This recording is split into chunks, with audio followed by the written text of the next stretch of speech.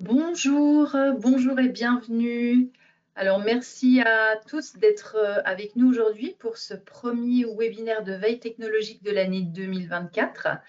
Alors, pour les personnes qui nous rejoignent aujourd'hui pour la première fois, sachez que nous proposons chaque année plusieurs webinaires de veille technologique sur des thématiques qui sont très variées. Donc, ça peut concerner des marchés, ça peut concerner des technologies ou la thématique très vaste des matériaux, ou alors parfois des approches un petit peu plus globales comme l'économie circulaire ou l'industrie du futur. Donc, si vous nous découvrez aujourd'hui, ce que je vous invite à faire, c'est vous inscrire à notre webzine mensuel, notre newsletter.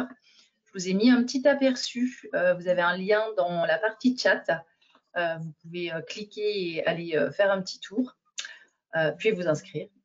Voilà. Donc, aujourd'hui, nous allons nous intéresser au secteur médical en faisant un tour d'horizon avec Frédéric Donini de l'équipe Intelligence économique d'IPC, qui vous parlera évidemment bien mieux que moi de la veille qu'il a effectuée sur ce sujet. Avant de lui laisser la parole, je vous précise que nous aurons prochainement un rapport complet disponible sur notre plateforme de veille Polymédia, dont vous pouvez retrouver quelques tutos dans ce webinaire, dans la partie à télécharger. Voilà, eh bien, entrons maintenant dans le vif du sujet. Et donc, je te laisse la parole, Frédéric. Merci, Frédéric. D'abord, bonjour et bienvenue à tous sur ce nouveau webinaire proposé par la cellule intelligence économique d'IPC. Alors, Frédéric, tu viens de le dire, effectivement, ce webinaire sera accompagné par la publication prochaine sur la plateforme de veille IPC Polymédia d'un rapport de veille qui est dédié, donc c'est le sujet du jour, à l'actualité du secteur des dispositifs médicaux. Alors, nous avons effectivement voulu dresser un bilan des principales avancées, tendances, données, actualités, qu'elles soient réglementaires, économiques ou technologiques, d'un secteur au sein duquel la plasturgie et les composites occupent une place prépondérante. Nous avons aussi pensé qu'il était temps de s'enquérir de l'état de ce secteur après la crise du Covid, et accompagné de son lot vertigineux de publications sur le sujet, des publications qui auraient pu peut-être rendre un petit peu invisible une autre actualité qui serait plus pertinente pour notre industrie. Voilà, donc sans plus attendre, nous allons commencer. Mais nous allons commencer par d'actualité réglementaire européenne plus exactement. Alors d'abord un rappel.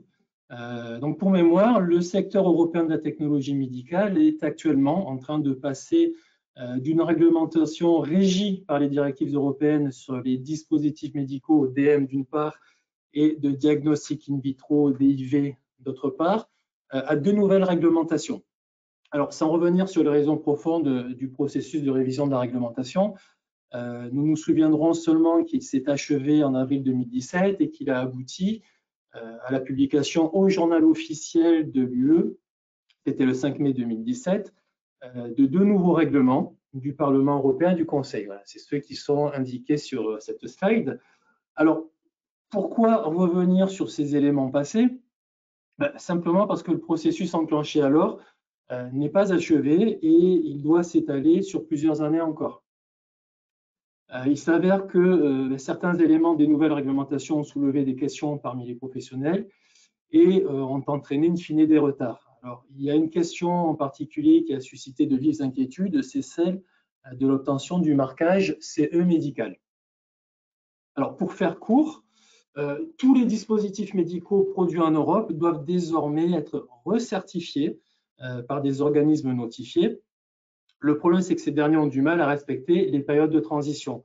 Alors, quoi qu'il en soit, le nouveau marquage CE est considéré aujourd'hui comme trop lourd et donc trop onéreux, ce qui fait qu'une partie du secteur s'est rapidement inquiétée au sujet des nouveaux produits non encore commercialisés et a aussi pointé du doigt très vite une rentabilité insuffisante des dispositifs, surtout ceux qui sont produits en petite série.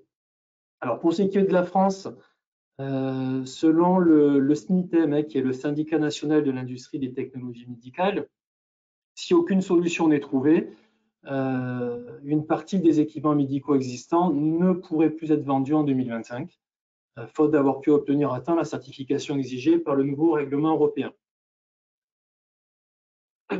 Alors, rappel encore, l'Allemagne et la France, qui représentent plus de 50% du marché européen, ont même fait cause commune. C'était lors d'un colloque qui a eu lieu à Paris en mars 2022, où les deux nations ont partagé le constat qu'il y avait, alors je cite, non seulement un retard dans la certification des produits existants, mais aussi un retard dans les innovations, qu'elles estimaient que de nombreuses ressources de développement étaient consacrées à la mise en conformité du règlement. Voilà. Donc, elles avaient alors évoqué à cette époque le risque d'un effondrement des soins aux patients et avaient réclamé un report de la période de grâce et un renforcement des capacités des organismes notifiés. Alors, c'est aussi ce qui avait été confirmé par MedTech Europe, qui est l'unique association professionnelle européenne qui représente les entreprises des technologies médicales. L'organisation avait conclu de son côté son dernier rapport que la mise en œuvre de ce nouveau règlement sur les dispositifs médicaux aurait de graves conséquences sur le marché européen et que cela serait très vraisemblablement ressenti par les patients et les systèmes de santé. Voilà. Et donc, cela a abouti effectivement à des ajustements d'urgence. C'était début 2023, avec un amendement qui visait à accorder aux fournisseurs de dispositifs médicaux des délais supplémentaires et prolonger la date de limite de certification de 2024 initialement à 2027, voire 2028 dans certains cas, de manière à éviter le risque de pénurie. La même chose pour les dispositifs médicaux dits de diagnostic in vitro, où la Commission a d'ores et déjà proposé un processus progressif. Voilà, d'où l'actualité réglementaire. Alors, nous allons à présent parler un petit peu chiffres. Nous allons commencer par observer le marché européen. Alors, pour information, nous nous sommes principalement basés sur les données compilées par MedTech Europe, voilà, dans un rapport qui a été publié en fin 2023. Alors, que dire de ce marché? Alors, il existe plus de 35 000 entreprises de technologie médicale en Europe. Parmi elles, 92% sont des PME et la plupart d'entre elles sont basées en Allemagne. Viennent ensuite l'Italie, le Royaume-Uni, la Hongrie, la France et la Suisse. C'est une industrie qui emploie directement plus de 850 000 personnes, dont le plus grand nombre est en Allemagne. Alors, on notera que le nombre d'employés par habitant est le plus élevé en Irlande et en Suisse. On notera que ces emplois représentent environ 0,3% de l'emploi total en Europe, mais que ce sont des emplois très productifs puisqu'on estime la valeur ajoutée par salarié de ces emplois à environ 184 000 euros. Alors, on va parler un petit peu investissement. Alors, quelques éléments de contexte d'abord. On rappelle que le taux d'investissement mondial moyen en R&D est estimé à environ 8%. Alors, c'est un secteur où les produits ont généralement un cycle de vie de seulement 18 à 24 mois avant qu'un produit amélioré ne soit disponible. On retiendra aussi que dans le monde, la Covid-19 a entraîné une forte augmentation des dépenses en R&D en 2020 et en 2021. Alors, au point que certains analystes anticipent aujourd'hui un ralentissement qui serait plutôt un cas de repli suite à la pandémie, et ils s'attendent à un retour à une croissance régulière selon un modèle qui préfigurait avant la crise. Alors, pour ce qui est de l'Europe aujourd'hui, en 2002, nous sommes en train d'agréger les données 2023, elles ne sont pas encore entièrement disponibles, mais déjà en 2022, c'était en termes d'investissement plus de 15 600 demandes de brevets qui avaient été déposées à l'Office européen des brevets. Là, c'était une augmentation de plus de 1,3% par rapport à l'année précédente. Mais on va surtout retenir que ce domaine-là, au niveau de l'Office européen des brevets, représente 8,1% du nombre total des demandes. Alors, autrement dit, c'est le deuxième plus élevé parmi tous les secteurs industriels en Europe. Et un dernier point sur la politique d'investissement des entreprises, c'est que 42% des demandes qui ont été déposés auprès de l'Office européen des brevets proviennent des pays de l'OEB, 37% proviennent des États-Unis et 21% concernent d'autres pays. Alors, c'est aussi un marché qui est estimé à environ 160 milliards d'euros en 2022. Sur ce marché, les plus grands représentants vont être l'Allemagne, la France, le Royaume-Uni, l'Italie et l'Espagne. Alors, c'est dans cet ordre exact pour ce qu'on va nommer vraiment les dispositifs médicaux, les DM. Ce sont les mêmes entreprises également qui apparaissent en tête, avec un ordre légèrement différent pour ce qui concerne les dispositifs médicaux de diagnostic in vitro. Voilà, c'est ce qui est illustré sur les schémas ici. Ensuite, ce marché est estimé un peu plus de 26% du marché mondial. Il représente donc le deuxième marché après les États-Unis. C'est un marché qui a connu une croissance moyenne de 5,7% par an au cours des 10 dernières années. Et elle a même atteint un peu plus de 11% en 2022 malgré la pandémie. Alors la pandémie, justement, on va y revenir un petit peu. Celle-ci, on a constaté qu'elle avait affecté le secteur de plusieurs manières. Alors d'abord, il y a eu un report de nombreuses interventions chirurgicales en 2020 en particulier, ce qui a conduit parallèlement aussi à un report des soins dans les domaines de l'orthopédie, mais aussi des soins dans le domaine dentaire. Mais en 2022, l'industrie a rebondi et est revenue à des taux de croissance qui étaient similaires à ceux d'avant la pandémie. Et plus spécifiquement, on a vu aussi que les ventes de dispositifs in vitro, des ventes d'aide aux patients, hein, comme par exemple les appareils de respiration artificielle, ou les ventes de consommables, comme par exemple les canules nasales, les seringues ou les gants, hein, qui étaient des éléments considérablement importants pendant la pandémie. Donc les ventes ont explosé et en 2022, ce segment a commencé à revenir également dans cette période-là à un niveau dit naturel. Donc pour ce qui est de la France, juste pour information, les données que l'on a issues du panorama de la filière française qui a été dressé par le NITEM nous ont été particulièrement utiles pour rédiger ce rapport. Donc il y a quelques éléments que nous avons reproduits ici. Alors qu'est-ce que nous dit ce rapport? Comment est le marché français? C'est un marché qui est composé de près de 1400 entreprises en 2023. Sachant que le marché a légèrement, le nombre d'entreprises a légèrement diminué entre 2021 et 2023, et puisqu'il a diminué d'à peu près 5,6%. Et à l'image de l'Europe, c'est quasiment le calque parfait, il y a une forte dominante des PME. On est sur 93% de PME, une dominante qui trouve son origine dans une spécialisation des entreprises autour des marchés de niche. Alors, les entreprises internationales représentent à peu près un quart des entreprises en France. C'est un chiffre qui est stable. Et ces entreprises internationales représentent plus de 2/3 du chiffre d'affaires du secteur. Par ailleurs, plus de 85% des entreprises du secteur sont d'origine française ou européenne. Et elles sont implantées sur tout le territoire.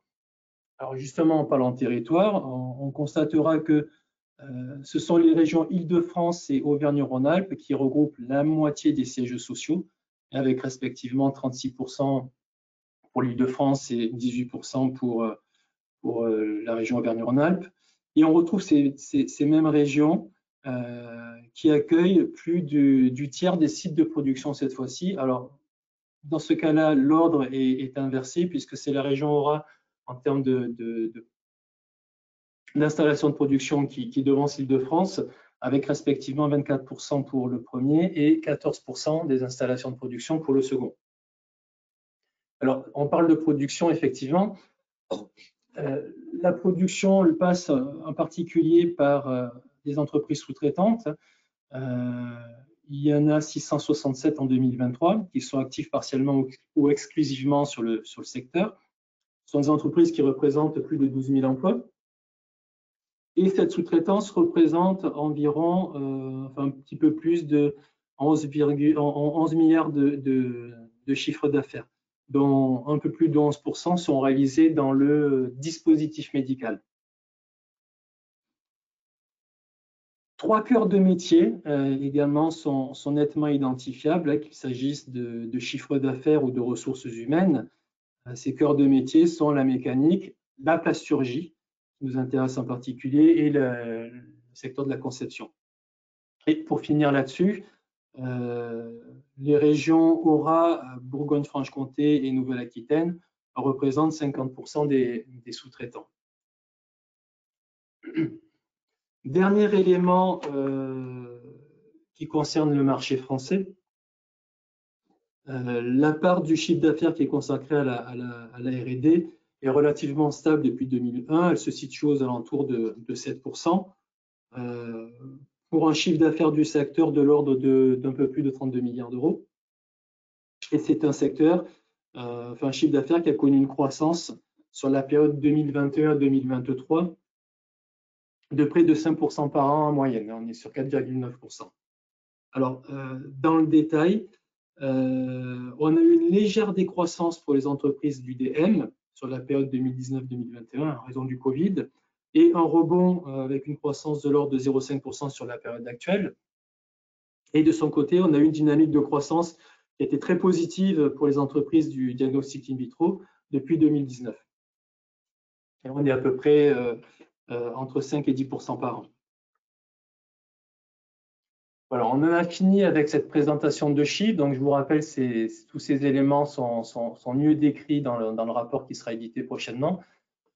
Nous allons évoquer à présent ce que nous avons pu identifier au cours de notre veille en termes de tendance par la lecture de l'actualité sectorielle.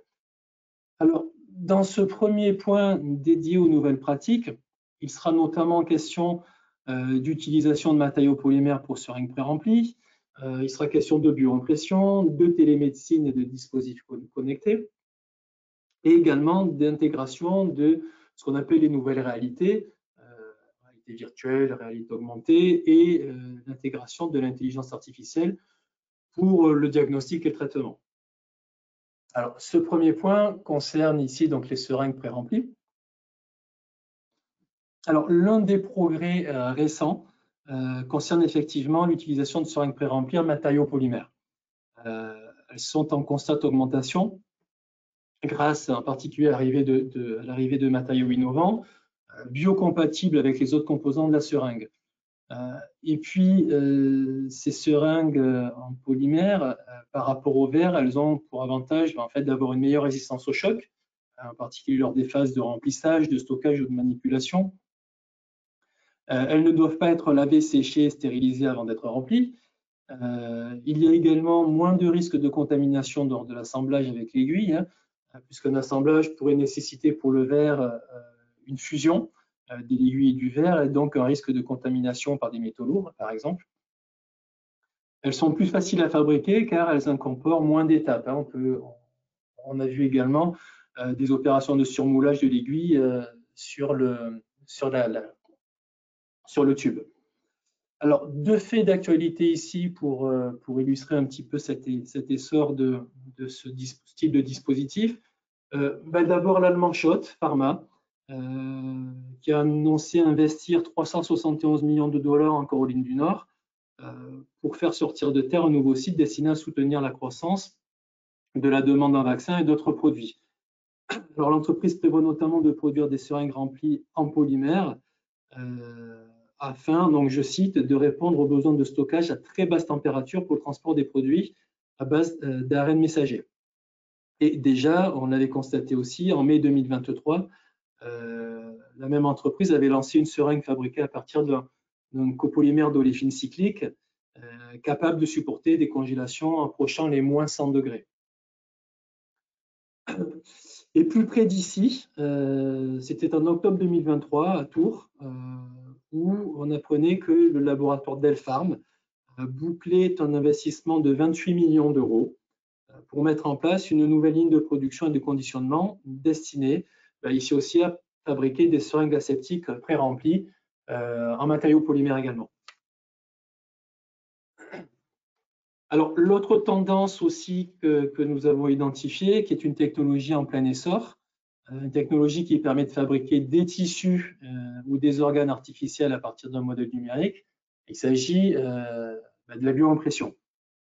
Alors, on ne va pas s'attarder dessus puisque c'est un petit peu loin de nos métiers, mais le sujet mérite malgré tout de s'y arrêter quelques instants.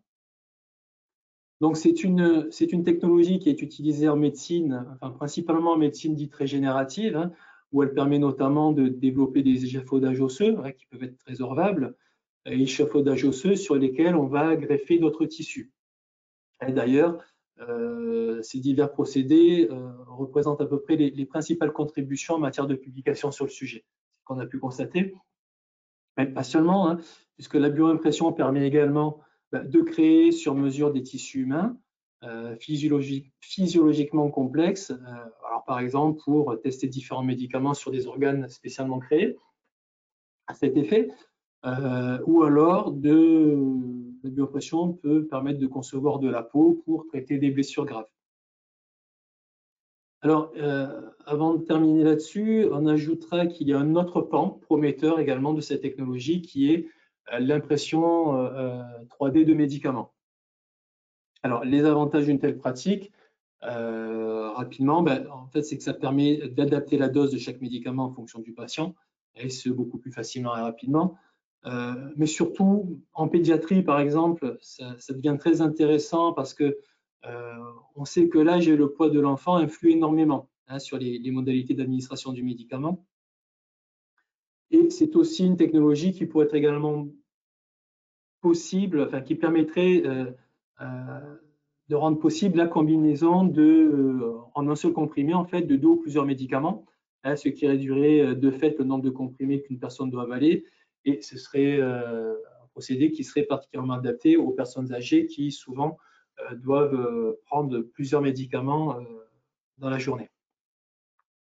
Voilà, on va passer avec la bioimpression et on va traiter à présent un ensemble de sujets qui concernent la numérisation de l'industrie des dispositifs médicaux. Donc, on va traiter trois cas en particulier. Le premier d'entre eux, donc une des tendances que l'on a vues dans cette numérisation de cette industrie, c'est l'utilisation croissante de la télémédecine et des dispositifs connectés et ou portables. Alors, ce sont des dispositifs qui continuent de gagner du terrain. Une étude récente fait état d'ailleurs d'un marché global de l'ordre de 161 milliards de dollars en 2033, ce qui représenterait un taux de croissance annuel moyen prévu de l'ordre de 6% par rapport à 2023. Alors, on notera qu'en France, selon le dernier panorama Health Tech de l'association professionnelle France Biotech, avec l'arrivée dans le droit commun de la télésurveillance de patients, c'était en 2023, donc c'est tout récent. Avec cette modification du droit, on a vu d'une part que ces solutions peuvent être désormais remboursées. Donc ça suscite un gros intérêt chez les industriels. Et également, ces dispositifs représentent en 2023 la catégorie de produits développés qui a le plus augmenté par rapport à 2022, selon le panorama de France Health Tech.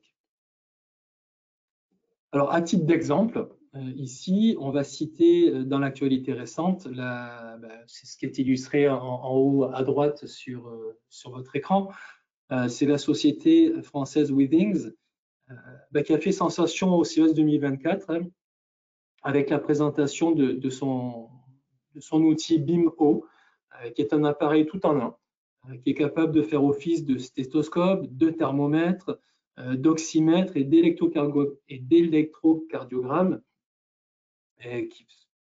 voilà, afin de vérifier tout simplement l'état de santé du cœur et qui transmet les données.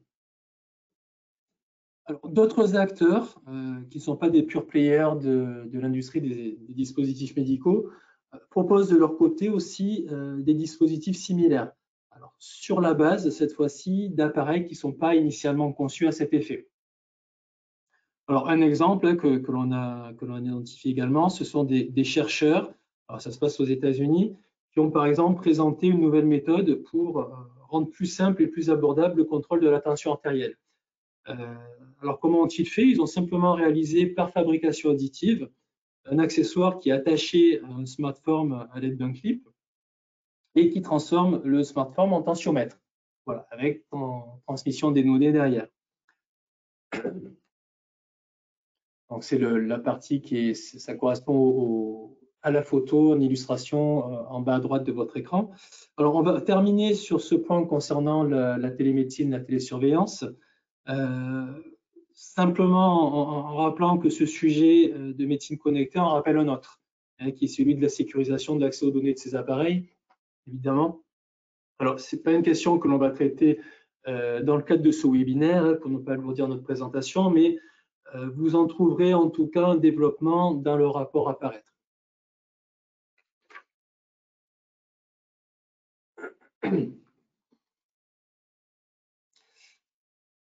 Alors, la médecine connectée n'est pas la seule innovation qui est liée à ce qu'on a vu, la numérisation de l'industrie des dispositifs médicaux.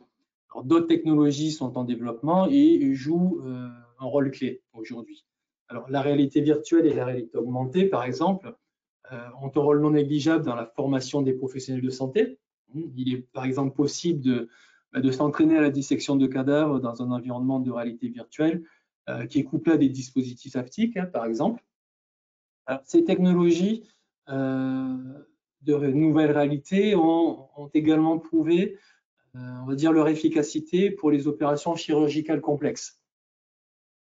Alors, en amont de ces opérations, dans un premier temps, puisque les chirurgiens peuvent s'exercer dans des conditions réalistes, et puis au cours d'opérations même, puisque ces mêmes chirurgiens ont aujourd'hui, moyennant, enfin, sous réserve du port de lunettes adaptées, de placer virtuellement un modèle virtuel sur la zone à opérer au cours de l'intervention, un modèle qui permet aux médecins de reproduire exactement la même opération en direct. Enfin, ces technologies de nouvelle réalité sont également utilisées à d'autres fins que chirurgicales ou de formation, puisqu'elles peuvent être utilisées dans le diagnostic. Alors, on citera par exemple la société coréenne Medical IP, qui s'est fait remarquer lors du Formnext 2023. Celle-ci a en effet développé un produit de modélisation 3D qui permet la création de jumeaux numériques qui vont prendre en charge différents formats de fichiers d'imagerie médicale et qui va permettre une facilitation de la lecture de ces fichiers et du diagnostic. Et ces technologies sont également utilisées dans l'accompagnement de personnes qui vont souffrir de diverses pathologies, par exemple d'autisme, de phobie, de dépression ou d'addiction, et on va parler de thérapie d'immersion. Elles vont servir aussi à de la rééducation des fonctions cognitives qui sont altérées chez un patient. Elles vont servir au soulagement de la douleur. Donc voilà, il y a un ensemble un panel d'utilisation qui est de plus en plus large. Et pour compléter cette partie, on ajoutera que ces dispositifs de réalité virtuelle ont un intérêt au-delà de celui qui est lié à la simulation. Jusqu'à présent, on était sur de la simulation. On a des dispositifs qui vont directement intégrer ce type de technologie pour s'upgrader, tout simplement, pour améliorer leur efficacité. Alors, on va citer ici, par exemple, ça fait l'objet de l'illustration sur votre droite, c'est la société américaine InWith Corporation qui a imaginé appliquer aux lentilles de contact souple une technologie qui existait seulement sur des lunettes, voire qui avait été testée sur des lentilles rigides.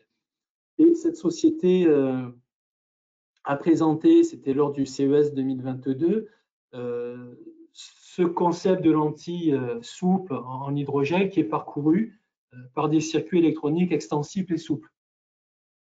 Alors l'intérêt, c'est que la lentille affiche les contenus d'un mobile en réalité augmentée devant l'œil, pour s'orienter ou visualiser des données, par exemple. Mais l'entreprise estime que cela pourrait aussi servir dans la correction de la presbytie ou éventuellement de la myopie.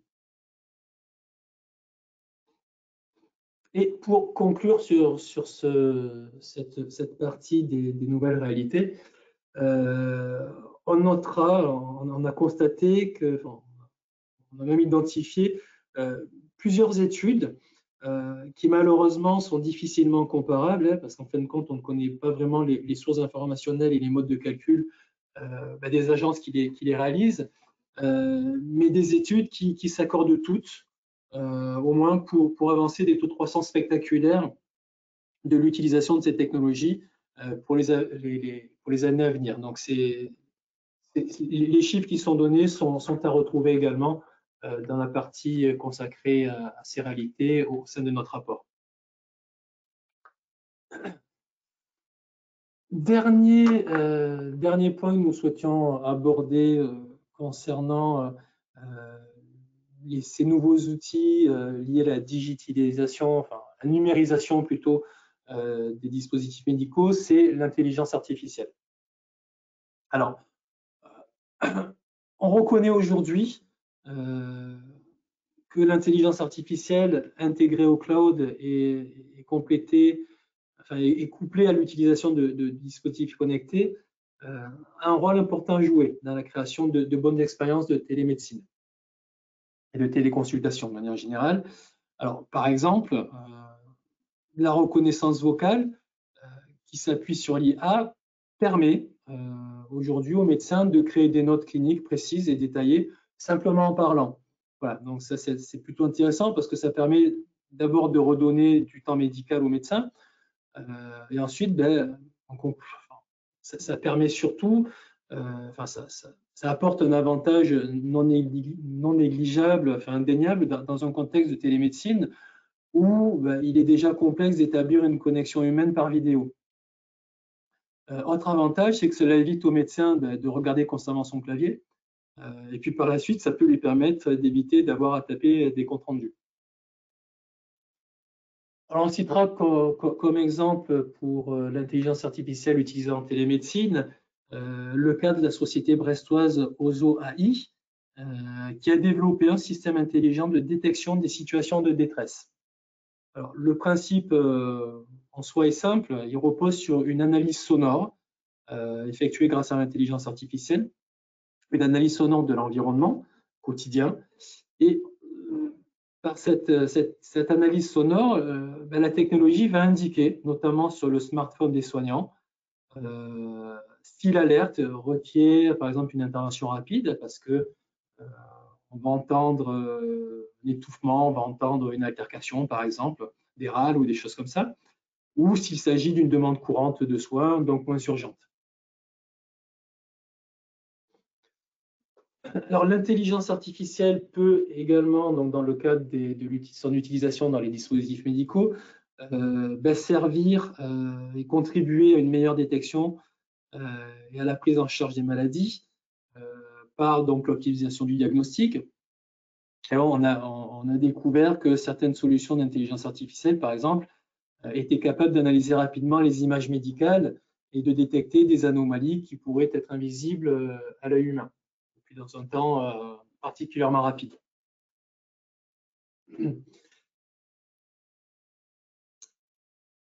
En outre, en analysant les données de santé ou les antécédents médicaux, les outils d'intelligence artificielle peuvent également identifier les traitements les plus efficaces et les moins risqués pour chaque individu. Donc on parle vraiment de personnalisation des traitements ou des dispositifs. On va citer ici comme exemple identifié la société franche-comtoise Archeon Medical qui a développé un dispositif d'intelligence artificielle pour la réanimation cardio-pulmonaire.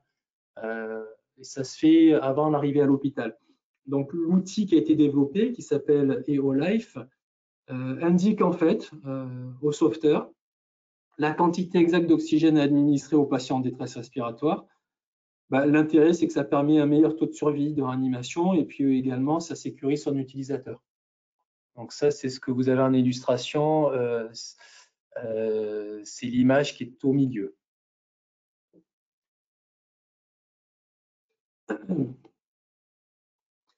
Et enfin, l'intelligence artificielle ici dans le cas des dispositifs médicaux, peu.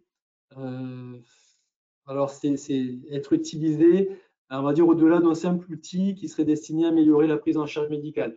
Ce seraient des outils qui pourraient être pressentis pour remplacer les soignants dans le cadre de prise en charge critique. Alors, on n'en est qu'au début, mais on a quand même des développements qui commencent à se faire. Par exemple, dans le cadre de la chirurgie robotisée, jusqu'à présent, les robots chirurgicaux sont toujours guidés par des humains. Or, des chercheurs américains ont tout récemment mis au point un robot qui est capable d'effectuer une anastomose intestinale sans assistante humaine. Voilà. Le robot, on va dire, il fait ce qu'il veut. Donc, l'intervention s'est bien passée. Alors, pour conclure sur cette partie dédiée à l'intelligence artificielle utilisée dans la conception des dispositifs médicaux, cette technologie, selon les estimations de MedTech Europe, pourrait, alors ce sont des chiffres qui remontent à 2020, mais qui n'ont pas été actualisés, mais qui semblent être toujours pertinents.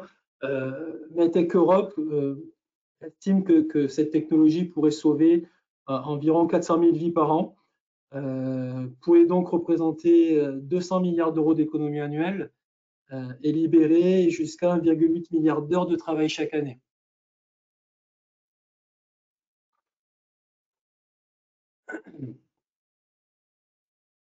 Alors, on va passer à un deuxième point lié, qui concerne cette grande partie dédiée aux tendances technologiques.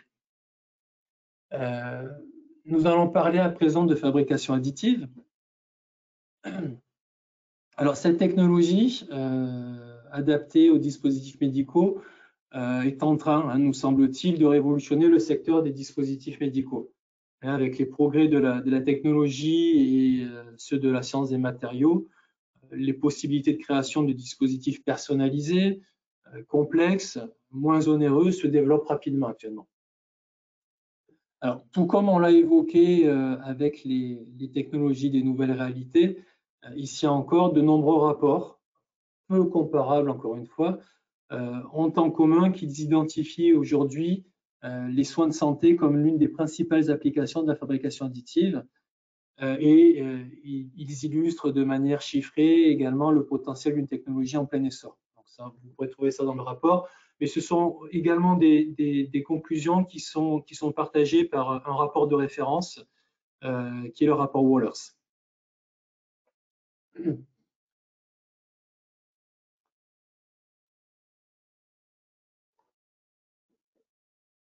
Alors, à quoi donc la fabrication additive dans le secteur médical peut-elle servir? Premier point, elle permet de compenser l'impossibilité de s'entraîner sur les patients, par exemple. Elle permet de compenser l'impossibilité elle permet de compenser le manque de pièces anatomiques de cadavres, tout simplement, et également de se prémunir contre certains problèmes éthiques ou logistiques liés au recours aux animaux. Qu'est-ce qu'elle permet? Elle permet également de produire des modèles chirurgicaux sur lesquels les chirurgiens peuvent s'entraîner avant une opération. L'autre intérêt de ces modèles anatomiques, c'est qu'ils peuvent aussi être présentés aux patients de manière à ce qu'ils visualisent toutes les étapes de l'opération, hein, ce qui est une façon, quelque part, d'améliorer la relation praticien-patient. Alors, en chirurgie cardiaque, par exemple, hein, on va citer le cas d'ingénieurs du MIT qui travaillent actuellement sur un projet visant à créer un cœur robotique imprimé en 3D qui reproduit exactement la forme du cœur d'un patient et qui est capable de recréer les mêmes pressions et mêmes débits de pompage cardiaque que ceux qui ont été effectivement mesurés. Alors, grâce à un procédé de photopolymérisation et une résine, ils peuvent imprimer une coque flexible et ils peuvent, une fois le dispositif fabriqué, ils peuvent étudier le comportement de l'organe dans diverses configurations, hein, modifiant différents paramètres vitaux.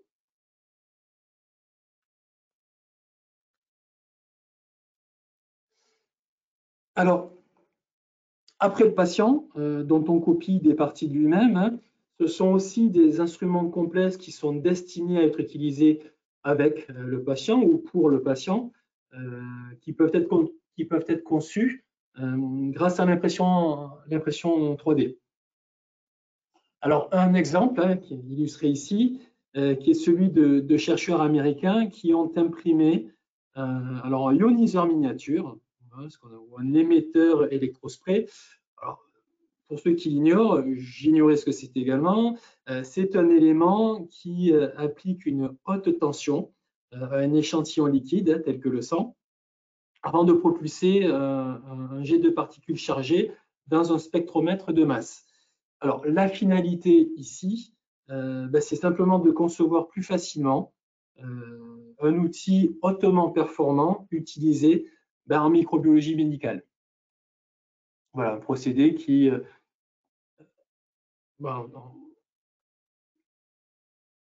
en microbiologie médicale, pardon.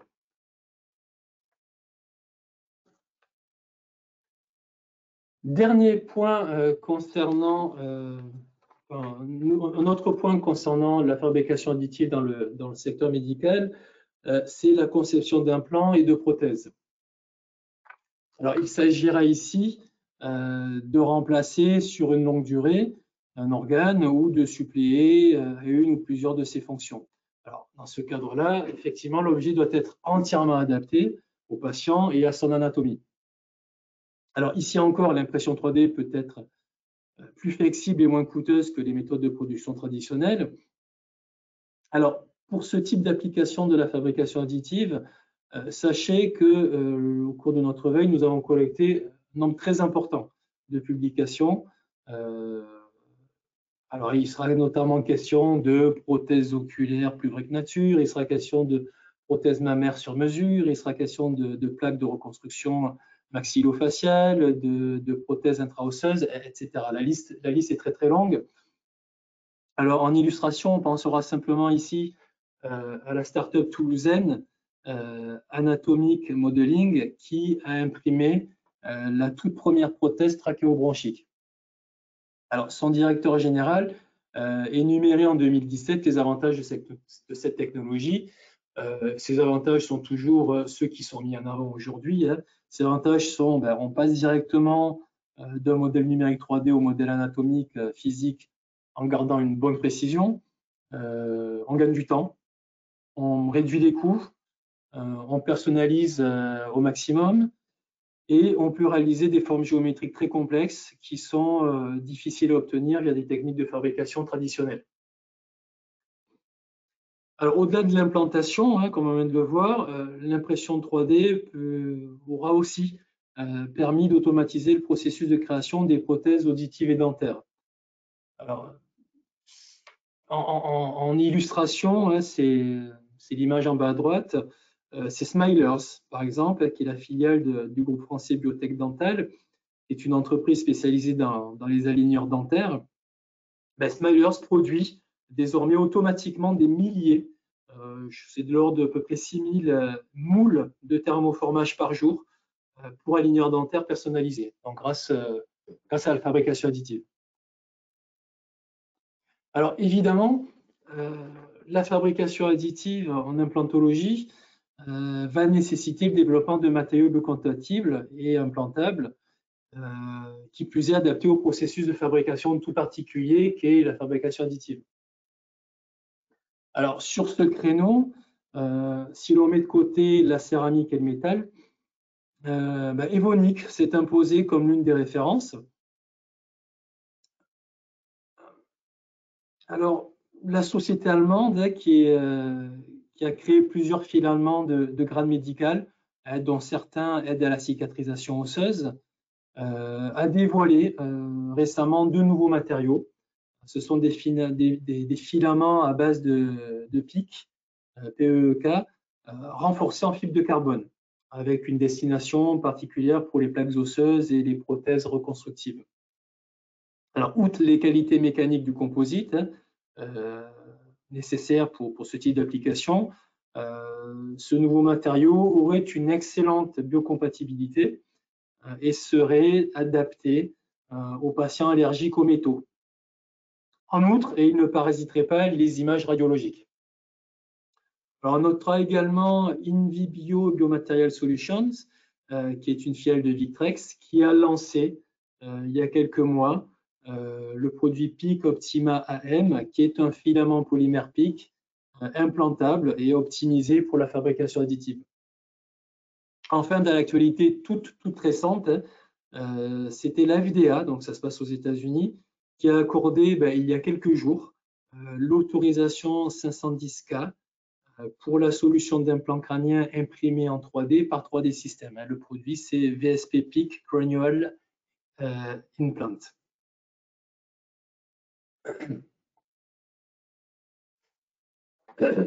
Dernier point à présent concernant la fabrication additive.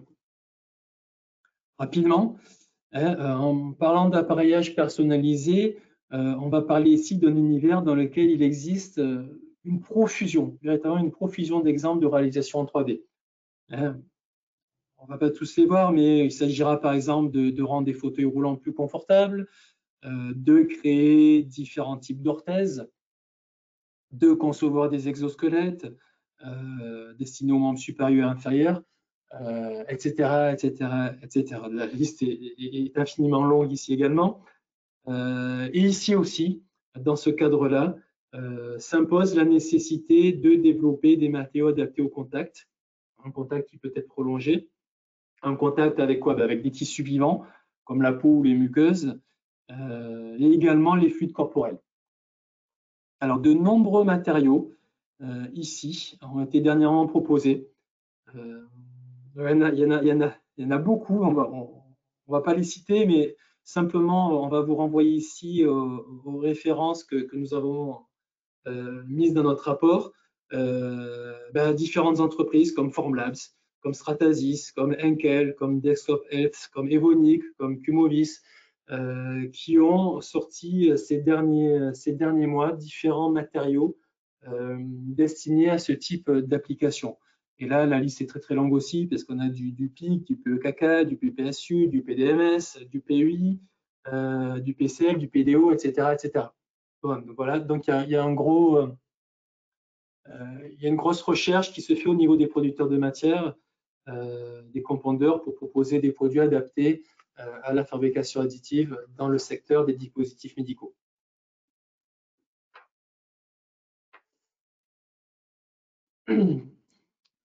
Alors, nous allons consacrer les quelques minutes restantes à 3 sujets que nous souhaitions au moins aborder aujourd'hui. Alors, le premier, ça concerne une découverte que nous avons fait il y a quelque temps, et surtout le fait qu'on a pu suivre les progrès réalisés depuis 3 ans par une société française qui est 3Deus Dynamics. Alors, cette jeune pousse propose une technologie de fabrication additive innovante qui a la particularité de pouvoir combiner les avantages du moulage par injection et les avantages de l'impression 3D. Voilà, c'est une méthode qui a été baptisée moulage dynamique. Avec le soutien de AT Technologies, qui est un spécialiste de l'automatisation des procédés industriels, donc 3Deus Dynamics a fini par mettre au point une imprimante 3D industrielle, la 3Deus Lite, avec un principe d'impression dit par suspension, qui recourt à des matériaux fluides et granulaires. Alors, le principe, rapidement, le moulage dynamique ici est assuré par un bain de poudre autoportant au sein duquel l'objet est totalement immergé durant toute sa durée de fabrication. Donc, l'impression 3D ici, elle est réalisée par le biais d'une aiguille qui injecte un fluide au cœur de cette poudre. Et cette poudre soutient la pièce le temps de son durcissement. Alors, par cette nouvelle approche hybride, certaines barrières qui empêchaient jusqu'ici l'impression 3D de répondre à certains standards de l'industrie sont levées. comme le fait d'accéder à certains de ces matériaux. Et on pensera en particulier au cas du silicone, qui, du fait de ses propriétés difficiles à imprimer, grâce au procédé mis au point par 3D Speed Dynamics, aujourd'hui, le silicone pourrait être rendu utilisable par ce procédé de moulage dynamique pour la réalisation de modèles anatomiques préopératoires et pour la réalisation également d'implants personnalisés. Voilà, autre découverte, le procédé de micro-impression développé par Boston Microfabrication.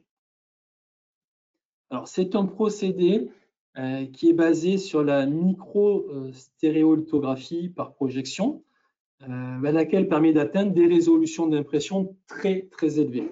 Et on est entre 2 et 50 microns et permet également d'atteindre des tolérances comprises entre 10 et 25 microns. Alors, un fabricant de dispositifs médicaux américain, R&D Medical, justement fait appel à cette technologie pour réaliser un endoscope à usage unique pour l'endo-urologie. Donc, c'est ce qui est illustré ici. Alors, l'entreprise a, par ce procédé, développé un embout distal précis, petit et résistant, et surtout qui répond aux contraintes de cette procédure opératoire. Alors, les contraintes, quelles sont-elles? Il faut que l'objet puisse passer par des canaux très étroits. Il faut que cela puisse se faire de manière atraumatique. Et surtout, il faut que le dispositif au bout puisse abriter la puce de la caméra, puisse abriter la source d'éclairage et puisse abriter les voies d'écoulement des fluides.